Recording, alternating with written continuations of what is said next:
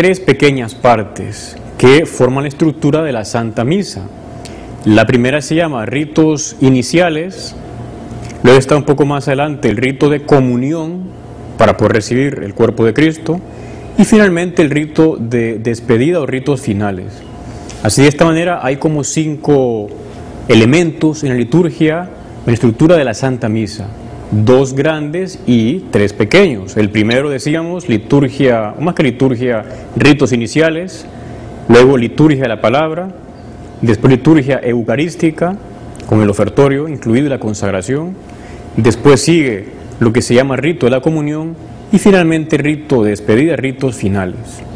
Esta estructura, ¿cuándo se originó? ¿O hay algunos ecos antiguos? Vamos a irnos al siglo II. Vamos a leer un texto antiquísimo y muy importante.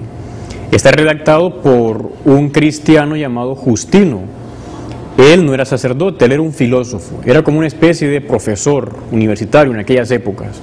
Se hizo cristiano, católico se entiende, y al ver que había persecución contra los católicos, los cristianos, que hacían algunas otras personas y que los difamaban, él escribió unas cartas llamadas apologías al emperador, a la cabeza del imperio, para explicar lo que realmente hacían, porque, por ejemplo, algunos comentaban que los cristianos comían sangre de niños, hacían sacrificios. Entonces Justino va a explicarle qué es lo que realmente hacen ellos. Voy a leer nada más unos textos breves de esa redacción de él llamada la Apología, dirigida al emperador.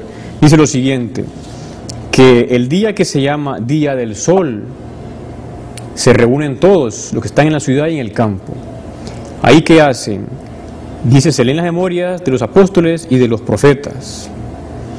Luego el que preside toma la palabra para incitar y exhortar a la imitación de tan bellas cosas. Luego nos levantamos todos juntos y oramos por nosotros y por todos los demás. O sea, va hablando ahí Justino de cómo leen textos del Antiguo Testamento, los profetas, y del Nuevo Testamento, cuando dice los apóstoles. Es lo que se llama esto liturgia de la palabra. También luego habla que el que preside se pone a exhortar para que imiten todo aquello. Es la homilía actualmente.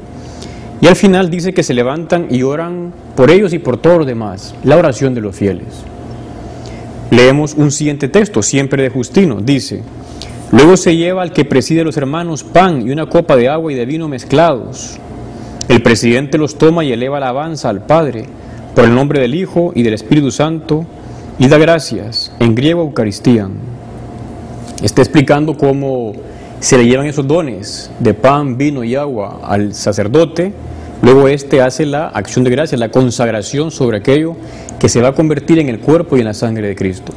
Y finalmente viene la comunión, dice de nuevo Justino, los que entre nosotros se llaman diáconos, distribuyen a todos los que están presentes pan, vino y agua eucaristizados y los llevan a los ausentes. Vemos por tanto cómo se da ya en el siglo II esta misma estructura, liturgia de la palabra y liturgia eucarística. Además se reúnen, dice, el día que se llama Día del Sol, que eso es el día domingo, porque el día del sol es el Sunday, en inglés significa el domingo, y domingo viene del latín dominus, que significa Señor. Con el paso del tiempo a ese dominus, Señor, se le llamó domingus, que hace referencia a que es el día del Señor. Bien, otro texto también interesante es del siglo más o menos III, de un autor llamado Hipólito de Roma. Él vivió en el siglo II y en el siglo III. Pues explica una parte de la misa en una obra llamada la Tradición Apostólica, la Traditio Apostólica. Dice que los diáconos le presenten la oblación y que él, el obispo, con todo el presbiterio diga, el Señor esté con vosotros, y que todos digan, y con tu espíritu, elevad vuestros corazones, ya los tenemos elevados hacia el Señor, demos gracias al Señor, es digno y justo. Pues es sorprendente ver cómo esta fórmula que los católicos repetimos cada vez que vamos a la Santa Misa es la misma que en el siglo II y en el III, porque se ha sido fiel a esa transmisión, a esa enseñanza de la Iglesia en los primeros siglos, con lo cual la estructura actual es la misma o muy similar a la del inicio, simplemente se ha ido como enriqueciendo. Pero uno puede preguntarse, ¿y esa estructura es también la misma que en el siglo I. Ya hemos visto siglo III, II, en el siglo I es lo mismo, solo que está un poco más sencilla, pero en el fondo representa las mismas ideas. Por ejemplo, Cristo nuestro Señor, en la última cena, los evangelios que cuentan, Él hizo ambas partes antes de la consagración del pan y el vino en su cuerpo y en su sangre. El Señor estuvo enseñando a los apóstoles, enseñándoles, revelando su palabra a ellos. Se le llama eso, en un sentido así primitivo, liturgia de la palabra. Y luego siguió la consagración del pan y del vino en el cuerpo y en la sangre de Cristo. Después, en el libro de los Hechos de los Apóstoles, 2:42, aparece cómo ellos se reunían, los cristianos se acudían a las enseñanzas de los apóstoles y a la fracción del pan y a la comunión, porque se le llamaba así también a la Santa Misa. A la Santa Misa, como usted sabrá, se le puede llamar fracción del pan, Santa Misa, Eucaristía, ha tenido varios nombres en la historia de la Iglesia.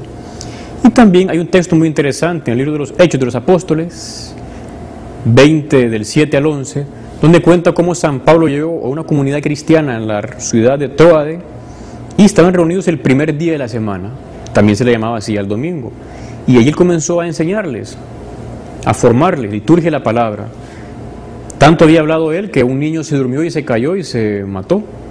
San Pablo baja, al final aquel niño recobra la vida, San Pablo regresa a donde estaba y hace lo que se llama la fracción del pan, y al final pues todos comulgan y reciben el cuerpo y la sangre de Cristo. O sea, ya aparece también ahí en ese libro esta misma estructura de enseñanza, liturgia de la palabra y luego liturgia eucarística.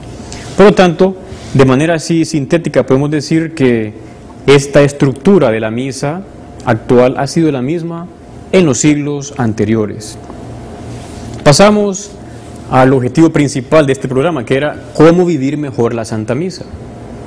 La Santa Misa decimos que es la renovación del sacrificio de Cristo en la cruz. Cristo que se entrega, es una ofrenda de su vida al Padre. Pero también la misa puede verse como una oración. De hecho, hay muchas oraciones en la misa.